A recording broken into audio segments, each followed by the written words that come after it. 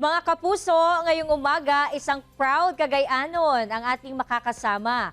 Bahagi siya ng San Sebastian College Recoletos Golden Stags team this NCAA Season 97 at isa sa mga promising athlete ng ating bansa. Sabay natin kilalanin at alamin ang storya ni Romel Calahat Jr.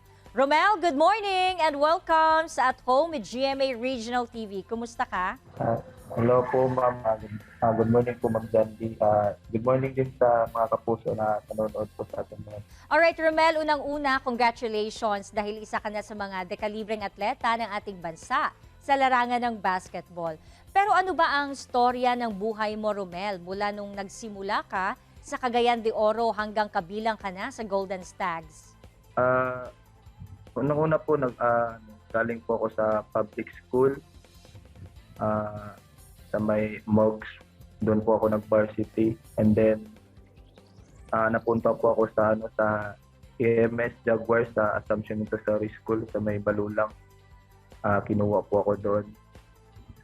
Tsaka, again, natuloy-tuloy na din po yung journey ko po na mapunta dito.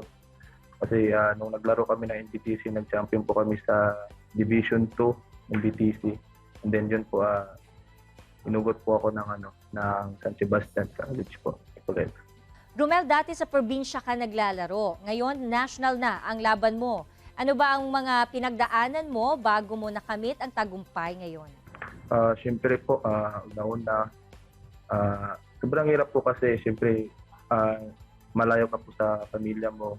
Hindi po natin maiwasan ma-homesick po. And then, hindi po talaga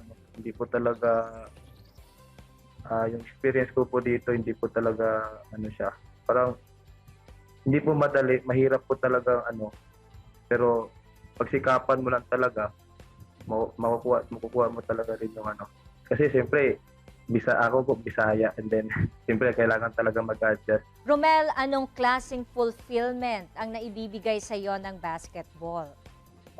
Para sa akin po, yung larong basketball, po siya. Para sa akin, masaya po ako pag naglalaro ako ng basketball, and then,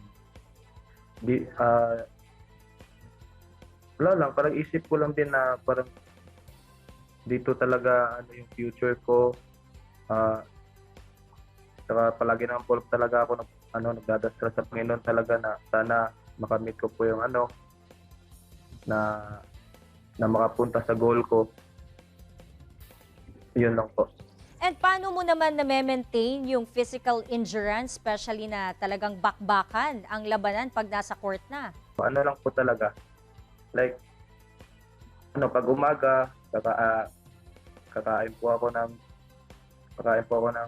umaga at tanghali.